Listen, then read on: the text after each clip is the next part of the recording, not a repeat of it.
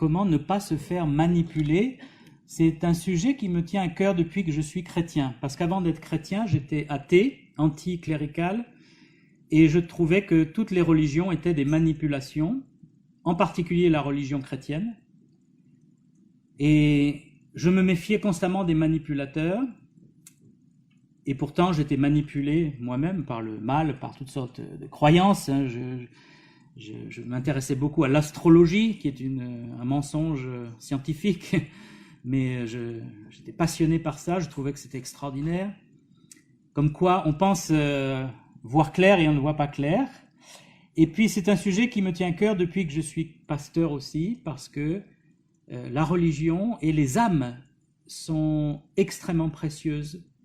Et les âmes qui viennent à l'Église, parfois, sont des âmes en détresse, en difficulté, vulnérables.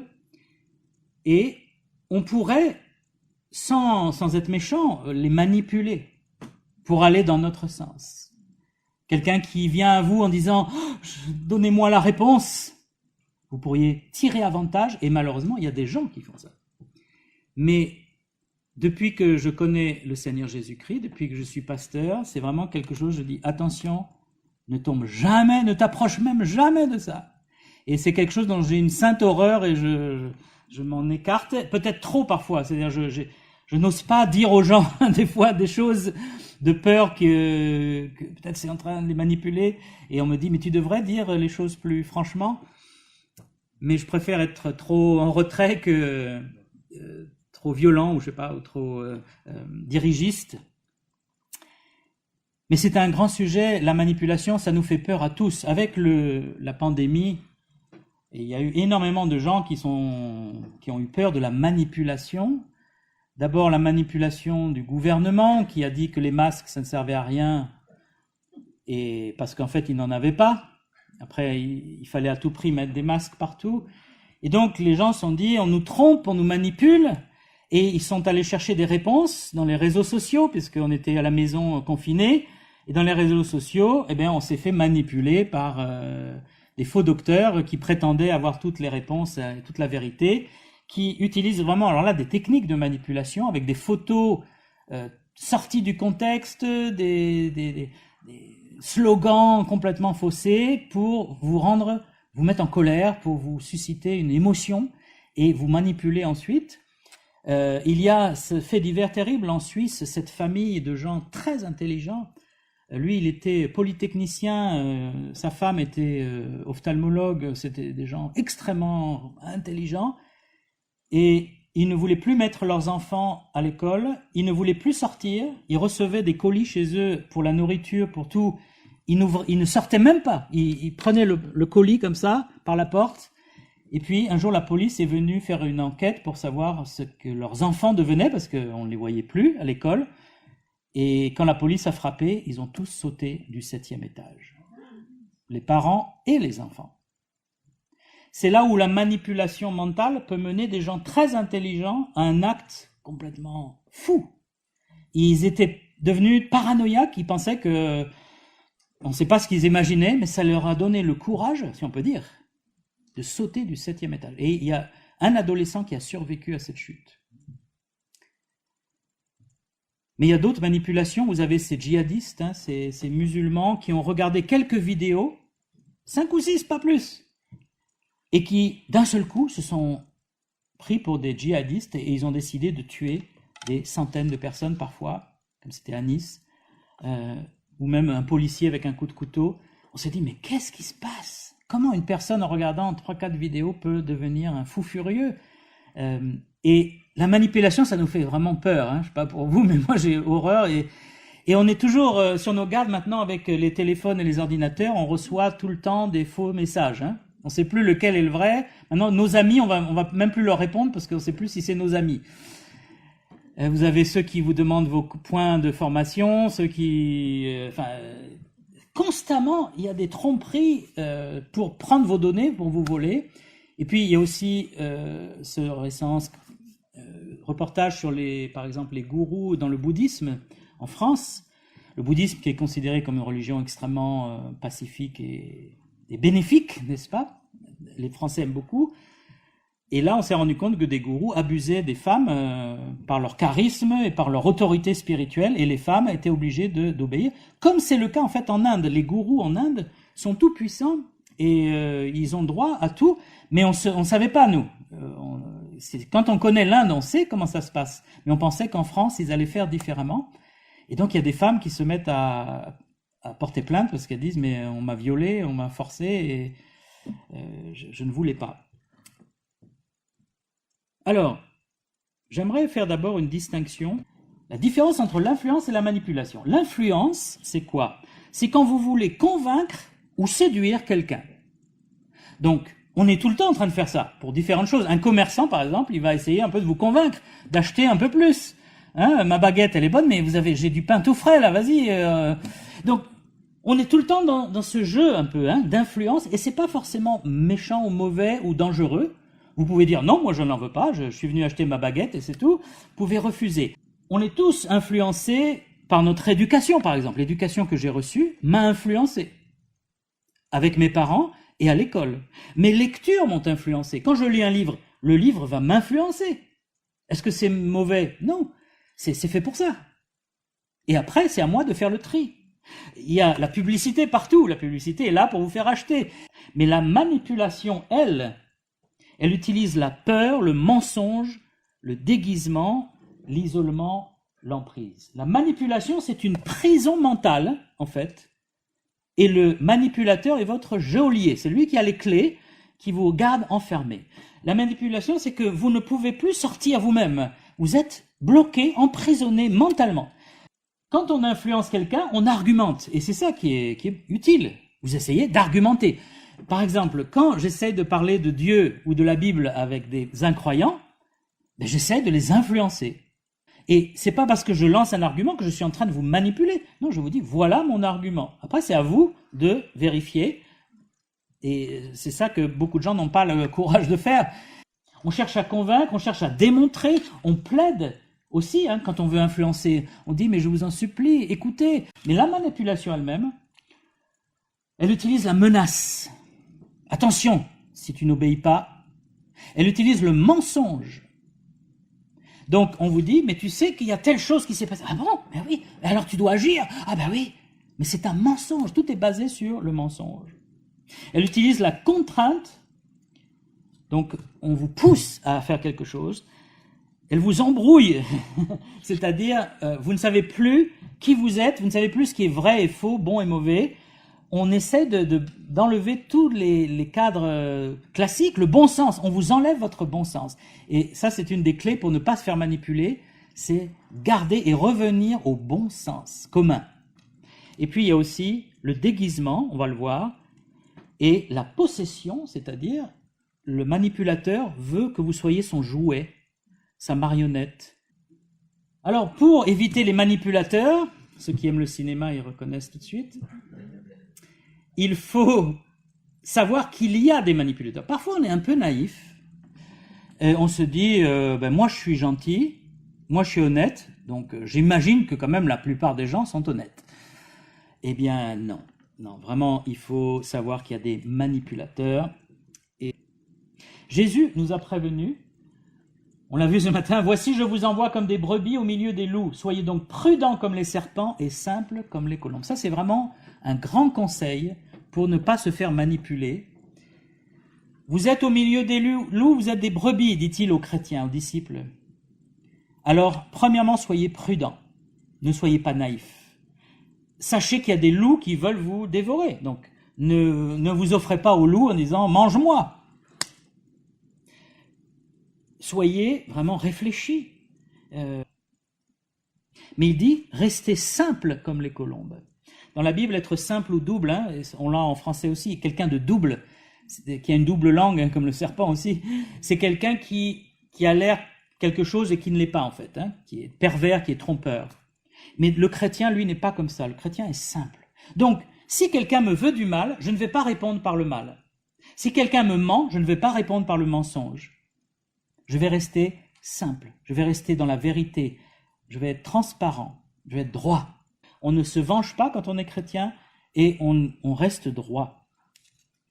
Quand on lui dit « Est-ce qu'il faut payer les impôts à César ?» Alors, si Jésus dit oui, qu'est-ce qu'on dit? S'il dit oui, il faut payer l'impôt à César. Tu es un vendu, un collabo. S'il dit non, il ne faut pas payer l'impôt à César. Voilà, tu es un rebelle, on te dénonce aux autorités romaines et tu vas en prison. Donc là encore, piège parfait, quoi que tu réponds oui ou non, tu as perdu. Et là encore, l'inspiration de Jésus-Christ, il dit, rendez à César ce qui est à César et à Dieu ce qui est à Dieu. Si César vous demande de l'argent matériel, c'est pas grave, mais surtout ce qu'il faut donner, c'est votre cœur à Dieu, ce qu'ils ne faisaient pas forcément ceux qui essayaient de le... Alors, nous avons vu qu'il y a des manipulateurs, mais il y a un père des manipulateurs qui est le diable. Et c'est intéressant de voir comment il a procédé dès le départ dans le jardin avec Ève, l'ennemi de l'humanité. Là encore, ce matin, Jean-Alain nous en a parlé. Il dialogue avec Ève dans le jardin d'Éden. Le diable se cache et le manipulateur se déguise. Le manipulateur ne vient pas à vous en disant « je veux prendre tout ton argent, je veux t'exploiter, je veux t'abaisser. » S'il dit ça, vous en allez. Ensuite, il isole Ève. Il prend Ève quand elle est toute seule près de l'arbre. Adam ne vient qu'après. Et le fait d'isoler la personne, ça c'est un classique des manipulateurs. Ils vont vous dire mais ta famille, elle n'est pas gentille, elle n'est pas bien. Tes amis, il faut arrêter de les voir. Il n'y a que moi. Et ils font une relation exclusive. Ils vous enferment, ils vous isolent. Pour que vous ne puissiez plus avoir un autre son de voix. Pour que vous n'entendiez que le manipulateur. Écoute-moi. Je te veux du bien. Dieu est méchant. Mais moi, je vais te dire la vérité. Tu ne mourras pas. Et puis, autre leçon, il sème le doute. Toujours commencer par là. Vous semez le doute pour que la personne soit déstabilisée, ne sache plus qu'est-ce qui est bon et mauvais. Pourtant, Dieu, le Créateur, quand il parle, c'est clair. Il a dit, vous ne mangerez pas, il n'a pas dit vous ne toucherez pas, il a dit vous ne mangerez pas du fruit de la connaissance. Vous pouvez manger de tous les arbres, a dit Dieu dans la Genèse, sauf un. Ève semblait avoir compris ça, puisqu'elle a dit on peut manger de tous les arbres, mais s'il y en a un, on ne peut pas. Mais Satan, il va semer le doute. Mais est-ce qu'il a vraiment dit que tu ne peux pas en manger? Il suffit de revenir à la parole de Dieu, de dire, ben si, oui, c'est écrit, il a dit. Mais lui, il a cette façon de vous manipuler en disant, est-ce que c'est vraiment vrai? Et au point que vous finissez par ne plus savoir ce qui est vrai et faux, ce qui est dit ou pas dit. Il lui fait des belles promesses. Tu seras comme Dieu. Parce que quel a été le résultat? Le résultat, c'est qu'ils ont été maudits, ils sont morts, leur fils, un des fils a tué son frère, l'humanité a été sous la malédiction. Si vous lisez le reste de la Bible et le reste de l'histoire de l'humanité, c'est que des guerres, des meurtres, des... Et ça, c'est le résultat de leur révolte par rapport à Dieu. Le diable a essayé d'attaquer Jésus. Il a élevé Jésus, lui montrant en un instant tous les royaumes de la terre. Il lui a dit, je te donnerai toute cette puissance et la gloire de ces royaumes, car elle m'a été donnée, et je la donne à qui je veux. Si donc tu te prosternes devant moi, elle sera toute à toi. Qu'est-ce que Jésus a répondu au diable? Il est écrit, tu adoreras le Seigneur ton Dieu et tu le serviras lui seul. Il n'y a qu'un seul Dieu. Une seule personne mérite qu'on se prosterne. C'est le Créateur, le Dieu vivant. Comment savoir si on est manipulé? Alors, si vous êtes manipulé, on vous a enlevé votre libre arbitre. C'est-à-dire, vous n'êtes plus capable de faire vos choix vous-même. Le libre arbitre, c'est faire des choix. Chaque fois que vous avez un choix à faire, en fait, vous référez au manipulateur, ou c'est le manipulateur qui va vous dire quoi faire. Vous n'êtes plus en possession de votre vie. On peut dire, mais si j'en arrivais là, je pense que vite, je me sauverais. Non, ne pensez pas ça. Si vous en êtes arrivé là, vous pensez que c'est la vérité. Vous êtes complètement hypnotisé. Et c'est dur de sortir les gens d'une manipulation. Il y a eu récemment cet homme anglais qui était sur le territoire français, qui était un escroc de haut vol, qui a pris sous sa coupe des femmes en leur faisant croire qu'il était du MI5, hein, le service d'espionnage anglais, et qu'il fallait se sauver. Donc il les emmenait avec lui, des jeunes, dans sa voiture. Il faut vite se sauver, il faut se cacher. Alors il rentrait il squattait des maisons, il volait des voitures, il les faisait travailler pour qu'ils ramènent à manger de l'argent. Et les personnes n'étaient pas attachées, n'étaient pas enfermées. C'est le discours de cet homme qui les a enfermés mentalement. Et ces personnes l'ont suivi pendant des années. Certaines leur donné toutes leurs économies, notamment la femme qui vivait avec lui quand il a été arrêté en France. On vous interdit de réfléchir, donc vous n'avez plus votre libre arbitre, mais en plus, il ne faut plus réfléchir. Si tu commences à réfléchir, là, non, arrête. Tu fais ce qu'on te dit, comme ça tu es tranquille, tu n'as pas à réfléchir par toi-même. Donc ça, c'est vraiment un piège là aussi. Dieu veut qu'on réfléchisse, il nous a fait un cerveau, c'est pour réfléchir. Mais quand on vous dit arrête de réfléchir par toi-même, alors on vous enlève votre libre arbitre et votre capacité de juger les choses, de dire mais c'est pas bon ça, ou c'est bon. On vous demande beaucoup d'argent, et parfois tout votre argent. Donc j'ai un ami qui était dans la scientologie. La scientologie est spécialiste hein, pour vous prendre tout votre argent. Vous devez d'abord payer un petit stage. Tout est payant de toute façon dans la scientologie. Même un verre de jus d'orange, c'est payant. On fait un petit stage qui coûte 300 ou 400 euros, et puis après on dit bon maintenant il faut passer au niveau au-dessus, ça va être 600 euros. Et puis toutes vos économies y passent, et le but c'est d'arriver à un état de purification optimale. Parce qu'on dit vous êtes rempli d'engrammes. C'est un terme qu'ils ont inventé, où tu es impur, ton esprit est impur, il faut te purifier. Grâce à nos stages, à nos livres qui coûtent très cher, tu vas être purifié. Et donc quand vous avez dépensé 10 000 euros, parfois, en général c'est autour de 10-20 000 euros, hein, vous arrivez au stage, au niveau que vous attendiez, où on vous dit voilà le secret de la purification selon la scientologie, selon Ron Hubbard.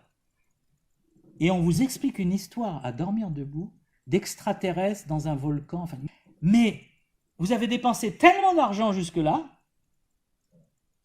que vous êtes piégé.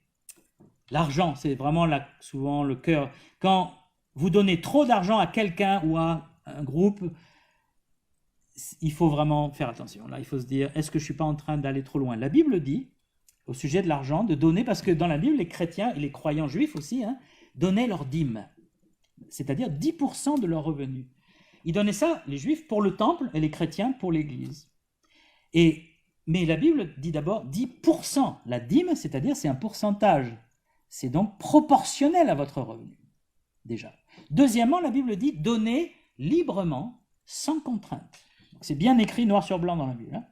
Donc si quelqu'un vous dit, attention, tu n'as pas assez donné ce mois-ci, ou tu n'as pas donné ta dîme, tu es un mauvais chrétien, hop, danger. Ou si on vous dit, donne-moi ton numéro de carte bleue, comme ça ira plus vite. On vous culpabilise en permanence. C'est-à-dire tu n'as jamais fait assez bien, tu n'es jamais assez bon, et donc tu es tout le temps tenu dans la culpabilité, ce qui fait que tu n'as jamais à lever la tête, tu n'es jamais fort, tu n'es jamais satisfait, tu es toujours dans le besoin, et tu as besoin du manipulateur. C'est lui qui te tient dans la tête sous l'eau, mais qui te ressort la tête de temps en temps, pour dire, regarde, je t'ai sauvé. Et puis il te remet la tête. Regarde, je t'ai sauvé. Et on finit par ne plus voir le manipulateur comme un méchant, mais comme un sauveur. Alors que c'est lui qui t'a mis dans les ennuis et dans la culpabilisation. Et ça encore, dans la Bible, il est question de culpabilité, il est question de péché, mais Jésus, la Bible dit, est venu nous pardonner, nous sauver, une fois pour toutes. Et ça, c'est ça qui nous libère, on va le voir à la fin. Chantage affectif. Alors c'est juste une illustration, on ne sait pas lequel est le manipulateur là. Est-ce que c'est la femme ou est-ce que c'est l'homme, je ne sais pas. Mais le chantage affectif, c'est-à-dire, si tu ne fais pas ce qu'on te dit, on va te rejeter, tu ne seras plus parmi nous. Et le fait d'être rejeté, ça peut être très dur à vivre. Hein. Si vous êtes amis avec des gens qui vous disent « Ah non, là, non, tu poses trop de questions, on ne peut plus rester avec toi, on te rejette. » Il y a des couples, hein, dans certaines sectes, hein, où le conjoint dit à son conjoint, je ne veux plus être avec toi, hein, tu ne veux pas suivre ma religion, je te renvoie. Donc là encore, ça c'est pas bon, le chantage affectif, quand vous êtes sous un chantage, sous une pression, sous une manipulation, il faut vite se dégager. La Bible dit, sors du filet de l'oiseleur, c'est-à-dire si tu es un petit oiseau pris au piège, dégage-toi le plus vite possible. Pas le droit de poser des questions, donc là c'est pareil, toujours la manipulation. si tu dis, oui, mais attends, mais là, il y a quand même un truc qui me turlupine, là, que je trouve pas normal. Il faut qu'on ait notre libre arbitre, qu'on ait notre capacité de réflexion, il faut qu'on puisse poser des questions. C'est normal et c'est ce que Dieu veut. Et les fausses promesses, hein. Donc on vous a promis la belle maison et au résultat, vous avez ça. Vous avez une vie délabrée, vous êtes déprimé, culpabilisé, pauvre, parce que souvent on vous prend votre argent, mais on vous promet toujours la lune. Et il y a des gens qui continuent de suivre. Je pense dans certains milieux charismatiques, hein, aux États-Unis, des gens, on leur a pris beaucoup d'argent, on leur a dit, tu vas voir, Dieu va multiplier. Plus tu donnes et plus Dieu va multiplier. Si tu donnes 1 000 $, tu en recevras 10 000. Et les gens donnent. Et ils n'ont jamais les 10 000. Mais ce qui me fascine, c'est qu'ils continuent à donner après. Ils ne voient pas le piège. Parce que c'est un homme de Dieu. Parce que c'est un grand pasteur connu qui passe à la télé. Et là, vraiment, je dis, quand même, ils sont responsables un peu de se faire avoir, je ne sais pas. C'est tellement gros, les ficelles. Hein. Il dit, le pasteur qui dit, mon mouchoir est capable de guérir des gens, je vais vous en envoyer un si vous m'écrivez, si vous m'envoyez un don. Et donc, il t'envoie un mouchoir qui a été fabriqué en Chine, qui n'a pas du tout appartenu à ce pasteur, hein, et qui n'a jamais guéri personne, mais les gens, ils achètent. Et là, c'est de la manipulation volontaire pour l'argent. Je termine ce soir. La foi chrétienne est-elle une manipulation? Parce qu'on est dans une église. Quand j'étais anticlérical, j'en étais persuadé. Pour moi, les chrétiens étaient des moutons de Panurge et l'église abusait des gens.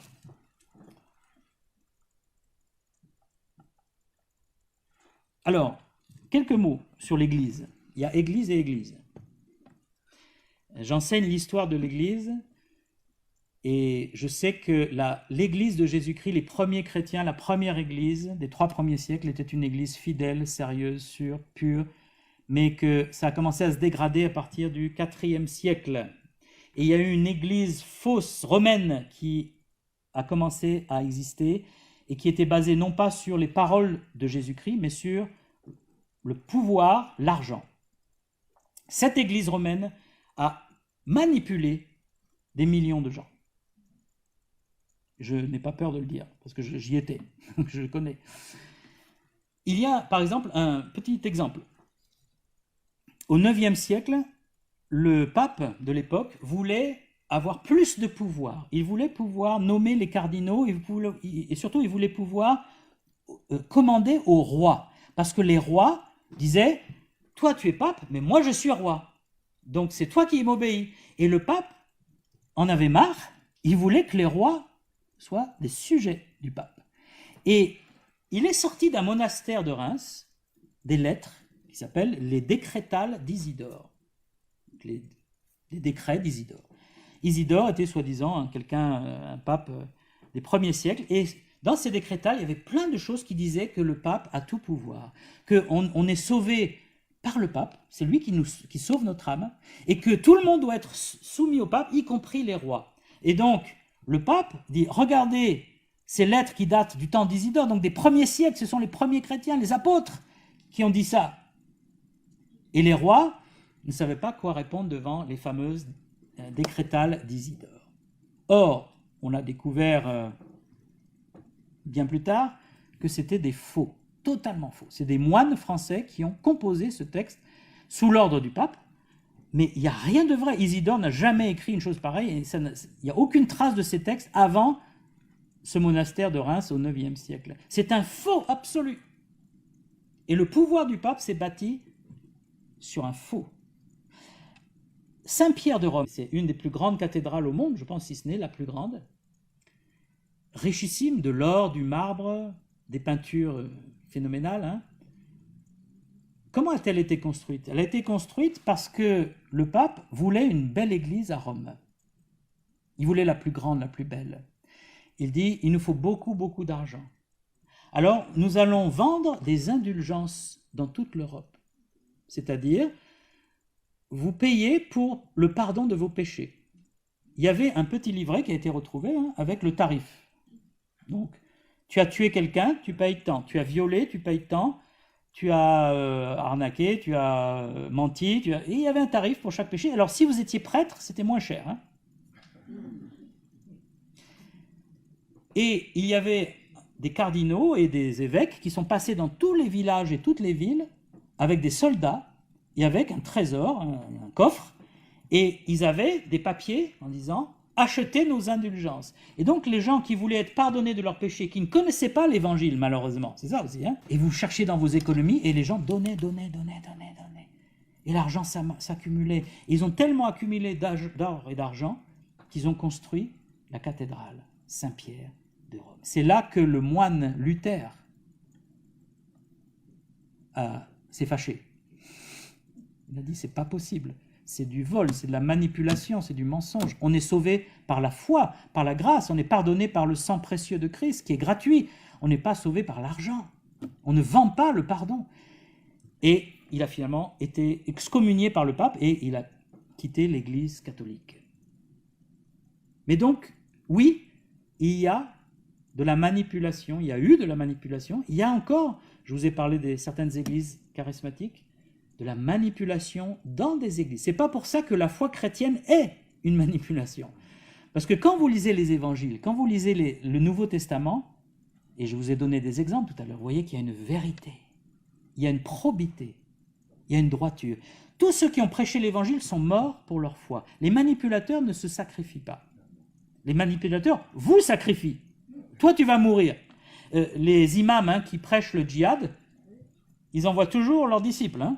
Eux, ils n'y vont jamais et leur famille, ils ne les envoient jamais. C'est toujours les autres qui doivent aller mourir en martyr. Là, Jésus est mort en martyr, même si c'était écrit qu'il devait mourir pour nos péchés. Les apôtres sont morts, mis à part Jean qui a été exilé, mais bon, c'est pas mauvais non plus, pas mal non plus. Tous sont morts martyrs. Les premiers chrétiens ont été massacrés. Jésus, il dit, je n'ai même pas de maison où reposer ma tête. Il avait une seule tunique. Qu'est-ce qu'ils ont gagné? Rien. La Bible nous dit qu'il y a un choix. Elle s'adresse à notre libre arbitre. Elle dit, j'en prends aujourd'hui à témoin contre vous le ciel et la terre. J'ai mis devant toi la vie et la mort, la bénédiction et la malédiction. Choisis la vie afin que tu vives, toi et ta postérité. Donc, la Bible nous dit, tu as un choix, mon ami. C'est ton choix. Personne ne va te forcer à croire. C'est pour ça, par exemple, dans nos églises dites baptistes, on ne baptise pas les bébés. Il faut que l'enfant entende la parole, l'évangile, qu'il voit les choses, et un jour, il dit, moi aussi, je veux devenir chrétien. Et là, il peut être ensuite baptisé quand il a bien compris ce que c'est être un disciple de Jésus-Christ. Il y a un choix à faire. Et puis, il y a la Bible. En fait, quand on étudie, moi ça fait plus de 30 ans que j'étudie la Bible, j'étudie l'archéologie, l'histoire, les manuscrits, les copies, les textes en hébreu, en grec, en tout ce que vous voulez. Il n'y a pas de traces de falsification. Le texte qu'on a toujours été le même, et les manuscrits de la mer Morte sont vraiment la découverte qui a permis de le confirmer, puisqu'on s'est rendu compte que les textes qui dataient d'avant Jésus-Christ sont toujours les mêmes, ils n'ont pas été changés. Parce que Dieu a préservé sa parole. Et donc la Bible est pour nous un guide sûr et, comme a dit quelqu'un, une arme anti-secte. Si vous étudiez bien la Bible, quand une secte va arriver, vous allez dire, non, il y a un truc qui cloche. Mais il faut prendre toute la Bible. Parce que par exemple, les témoins de Jéhovah arrivent avec la Bible. Sauf que d'abord, leur Bible est falsifiée pour le coup. Eux, ils ont changé des mots carrément. Hein. Et ça, c'est prouvé. Et puis, la personne de Jésus. Jésus a dit, quiconque se livre au péché est esclave du péché. Mais si le Fils vous affranchit, vous serez réellement libre. Et on a ce choix d'être esclave de nos convoitises, de nos pulsions, nos passions, nos péchés, ou être libre. Et Jésus-Christ nous offre cette liberté. Et c'est ce que j'ai découvert moi-même quand je suis devenu chrétien. Quand j'étais athée, je pouvais dire, moi, je ne crois ni en Dieu ni en diable, personne ne me manipule. Ce qui était faux. Mais non seulement j'étais manipulé par diverses croyances, mais en plus je me manipulais moi-même, puisque j'étais dans des addictions, j'étais dans des mauvais comportements, j'étais esclave. Donc je me disais libre, moi je suis libre de toute religion. Oui, c'est vrai, j'étais libre de toute religion, mais en fait j'étais esclave. Et j'en souffrais. Et j'arrivais pas à m'en sortir. jusqu'au jour où, après maintes recherches, j'ai entendu l'Évangile, parce que je ne l'avais jamais vraiment entendu de façon claire, que Jésus-Christ était venu me sauver, me libérer. Et là, j'ai mis ma confiance en Jésus-Christ, ma foi, et il m'a libéré. Le Fils de l'homme est venu non pour être servi, mais pour servir et donner sa vie comme la rançon de plusieurs. Ce qui m'a touché dans la personne du vrai Jésus des évangiles, c'est que Jésus n'est pas quelqu'un qui vous domine, qui vous écrase. Il est quelqu'un qui est venu pour vous servir. Il faut le faire quand même. Le Fils de Dieu qui dit « Je suis venu pour servir et donner ma vie en rançon pour vous ». Et c'est cet amour, ce don de lui qui m'a touché aussi, profondément. Je sais que c'est ça qui... Je termine. Le Seigneur Jésus n'est pas un manipulateur parce qu'il nous libère de la peur de la mort. Il nous libère des addictions, des convoitises, de la puissance du péché. Il nous libère de notre égoïsme, de notre orgueil. Et on a toujours le choix d'obéir ou non. Dieu ne force pas les gens. Il n'est pas quelqu'un, c'est pas parce qu'il est le créateur qui nous force. Et c'est ça qui est merveilleux avec Dieu, c'est que il nous aime au point de nous laisser cette liberté de lui dire non. Ah, il y a des conséquences quand on dit non, mais il y a quand même cette possibilité de dire non à Dieu. Est-ce que vous avez peur de croire en Dieu? Est-ce que vous avez peur que Dieu vous manipule? Sachez que Dieu est bon, Dieu est juste. Sa création le prouve. La mort de Jésus-Christ sur la croix le prouve, qu'il nous aime vraiment. Ce n'est pas juste des mots, ce n'est pas des mots dans la Bible, c'est la réalité.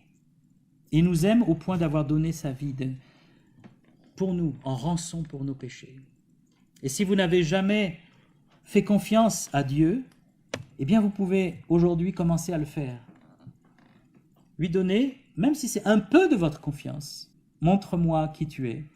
Mais il faut commencer quelque part, parce que quand vous lisez qui est Dieu dans la Bible, vous découvrez que c'est quelqu'un de parfait, de droit. Il est digne de notre confiance, contrairement à nous les hommes, qui ne sommes pas dignes. Mais lui, il est digne. Merci.